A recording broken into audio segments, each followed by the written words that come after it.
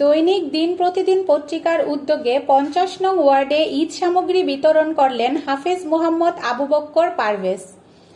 পবিত্র ঈদকে সামনে রেখে রাজধানীর যাত্রাবাড়ির ৫০ নং ওয়ার্ডে অসহায় ও নিম্ন আয়ের মানুষের মাঝে ঈদ সামগ্রী বিতরণ করেছেন বিশিষ্ট ব্যবসায়ী, সমাজসেবক এবং দৈনিক দিন প্রতিদিন পত্রিকার সহকারী সম্পাদক হাফেজ মোহাম্মদ আবু বক্কর পারভেজ।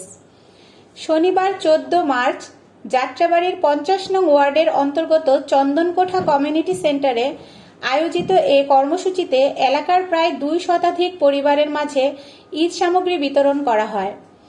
ঈদ সামগ্রী বিতরণকালে হাফেজ মোহাম্মদ আবু বক্কর পারভেজ বলেন, এলাকার মানুষের সুখ দুঃখে পাশে থাকাই তার প্রধান লক্ষ্য। তিনি ৫০ নং ওয়ার্ড কাউন্সিলর পদপ্রার্থী হিসেবে উপস্থিত এলাকাবাসীর কাছে দোয়া ও সমর্থন কামনা করেন। পাশাপাশি তিনি আশ্বাস দেন, জনগণের সমর্থন পেলে ওয়ার্ডবাসীর কল্যাণে নিজেকে সর্বোচ্চভাবে উৎসর্গ করবেন। উক্ত অনুষ্ঠানে প্রধান অতিথি হিসেবে উপস্থিত ছিলেন দৈনিক দিন প্রতিদিন পত্রিকার প্রকাশক ও সম্পাদক মোহাম্মদ শফিকুল ইসলাম সাদ্দাম।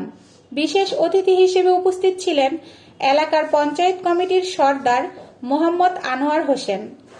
এ সময় এলাকার অন্যান্য গণ্যমান্য ব্যক্তিবর্গ, স্থানীয় নেতৃবৃন্দ ও সাধারণ জনগণ উপস্থিত ছিলেন। সামনেই পবিত্র ঈদ উল ফিতর।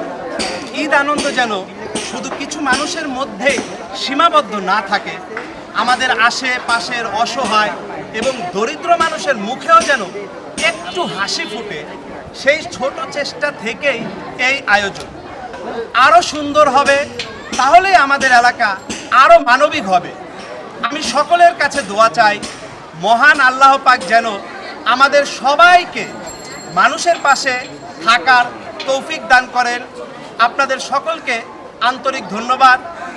আমি এই শিক্ষাগুলো পেয়েছি আমার বাবা হাজী মোহাম্মদ আবুল বাশার সাহেবের কাছ থেকে, এবং আমি এই কাজগুলো করে যাচ্ছি আমাদের দৈনিক দিন প্রতিদিন প্রেস, আমাদের এই পত্রিকার উদ্যোগেই আজকে এই উদ্যোগটা নেওয়া।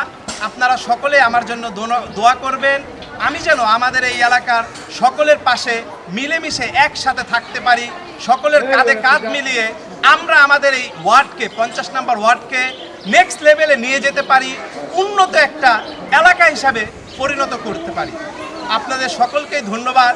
আসসালামু আলাইকুম ওয়া রাহমাতুল্লাহি ওয়া বারাকাতুহু।